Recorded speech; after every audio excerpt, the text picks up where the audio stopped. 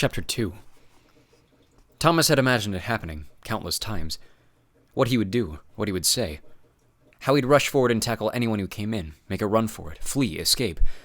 But those thoughts were almost for amusement more than anything. He knew that Wicked wouldn't let something like that happen. No. He needed to plan out every detail before he made his move.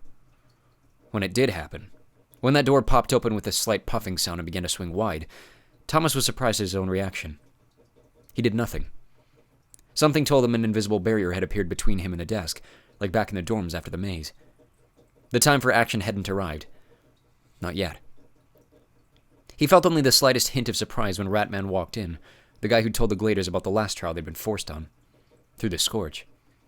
Same long nose, same weasel-like eyes, that greasy hair combed over an obvious bald spot that took up half his head. Same ridiculous white suit. He looked paler than the last time Thomas had seen him, though, and he was holding a thick folder filled with dozens of crinkled and messily stacked papers in the crook of one elbow, and dragging a straight-backed chair.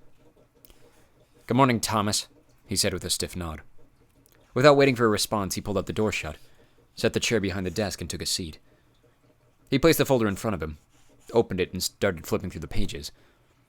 When he found what he'd been looking for, he stopped and rested his hands on top. Then he flashed a pathetic grin, his eyes settling on Thomas. When Thomas finally spoke, he realized that he hadn't done so in weeks, and his voice came out like a croak. "It'll only be a good morning if you let me out." Not even a flicker of change passed over the man's expression. Yes, I know. No need to worry. You're going to be hearing plenty of positive news today, trust me." Thomas thought about that, ashamed that he let it lift his hopes, even for a second. He should know better by now. "Positive news? Didn't you choose us because you thought we were intelligent?" Ratman remained silent for several seconds before he responded. "Intelligent, yes. Among more important reasons." He paused and studied Thomas before continuing. "Do you think we enjoy all this? You think we enjoy watching you suffer? It's all been for a purpose, and very soon it'll make sense to you." The intensity of his voice had built, and he'd practically shouted that last word, his face now red. "Whoa," Thomas said, feeling bolder by the minute. "Slim and nice and calm there, old fellow. You took 3 steps away from a heart attack." It felt good to let such words flow out of him. The man stood from his chair and leaned forward on the desk. The veins in his neck bulged in taut cords. He slowly sat back down, took several deep breaths. "You would think that for almost 4 weeks in this white box might be able to humble a boy. But you seem more arrogant than ever. So you're going to tell me that I'm not crazy then? Don't have the flair, never did?" Thomas couldn't help himself. The anger was rising in him until he felt like he was going to explode. But he forced a calmness into his voice. "That's what kept me sane through all this. Deep down, I know you lied to Teresa. This is just another one of your tests. So where do I go next, huh? Gonna send me to the shuck moon? Make me swim across the ocean in my undies?" He smiled for effect. The rat man had been staring at Thomas with blank eyes throughout his rant. "Are you finished?" "No, I'm not finished." He'd been waiting for an opportunity to speak for days and days, but now that it had finally come, his mind went empty. He'd forgotten all the scenarios he'd played out in his mind. "I want you to tell me everything, now!" "Oh, Thomas." The rat man said it quietly, as if delivering sad news to a small child. "We didn't lie to you. You do have the flair." Thomas was taken aback. A chill cut through the heat of his rage. Was Ratman lying even now? He wondered. But he shrugged, as if the news were something he'd suspected all along. "Well, I haven't started going crazy yet." At a certain point, after all the time crossing the scorch, being with Brenda, surrounded by cranks, he'd come to terms with the fact that he'd catch the virus eventually. But he told himself that for now he was still okay. Still sane. And that was all that mattered at the moment. Ratman sighed. "You don't understand. You don't understand what I came in here to tell you. Why would I believe a word that comes out of your mouth? How could you possibly expect me to?" Thomas realized that he'd stood up, though he had no memory of doing so. His chest lurched with heavy breaths. He had to get control of himself.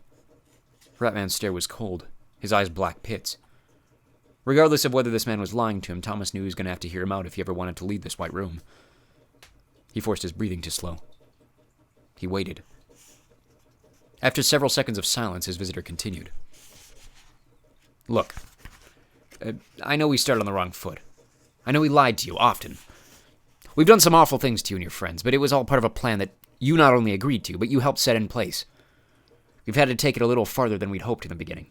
There's no doubt about that. However, everything has stayed true to the spirit of what the creators envisioned. What you envisioned in their place after they were purged. Thomas slowly shook his head.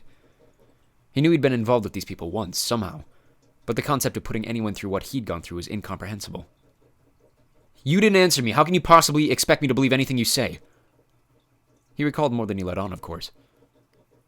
Though the window to his past was caked with grime, revealing little more than splotchy glimpses, he knew he'd worked with Wicked. He knew Teresa had too, and that they'd helped create the maze. There'd been other flashes of memory. Because, Thomas, there's no value in keeping you in the dark, Ratman said. Not anymore. Thomas felt a sudden weariness, as if all the strength had seeped out of him, leaving him with nothing. He sank to the floor with a heavy sigh. He shook his head. I don't even know what that means. What was the point of having a conversation when words couldn't be trusted? Ratman kept talking, but his tone changed. It became less detached and clinical and more professorial.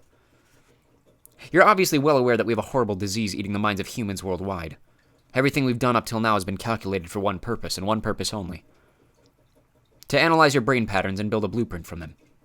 The goal is to use this blueprint to develop a cure for the flare. The lives lost, the pain and suffering. You knew the stakes of this when it began. We all did. It was all done to ensure the survival of the human race, and we're very, very close. Very, very close. Memories had come back to Thomas on several occasions. The changing. The dreams he'd had since. Fleeting glimpses here and there, like quick lightning strikes in his mind. And right now, listening to the white-suited man talk, it felt as if he were standing on a cliff and all the answers were just about to float up from the depths for him to see in their entirety. The urge to grasp those answers was almost too strong to keep at bay. But he was still wary. He knew he'd been a part of it all, had helped design the maze, had taken over after the original creators died and kept the program going with new recruits. I remember enough to be ashamed of myself, he admitted. But living through this kind of abuse is a lot different than planning it. It's just not right. Ratman scratched his nose, shifted in his seat. Something Thomas had said got to him. We'll see what you think at the end of today, Thomas. We'll see. But let me ask you this. Are you telling me that the lives of a few aren't worth losing to save countless more? Again, the man spoke with passion, leaning forward. It's a very old axiom, but do you believe the end can justify the means, when there's no choice left? Thomas only stared. It was a question that had no good response. The Ratman might have smiled, but it looked more like he was sneering. Just remember that at one time you believed it did, Thomas. He started to collect his papers as if to go, but didn't move. I'm here to tell you that everything is set, and our data is almost complete. We're on the cusp of something great. Once we have the blueprint, you can go boo-hoo with your friends all you want, but how unfair we've been. Thomas wanted to cut the man with harsh words, but he held back. How does torturing us lead to this blueprint you talked about? What could sending a bunch of unwilling teenagers to terrible places, watching some of them die, what could that possibly have to do with finding a cure for some disease?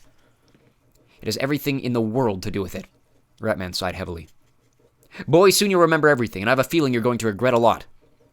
In the meantime, there's something you need to know. It might even bring you back to your senses. And what's that?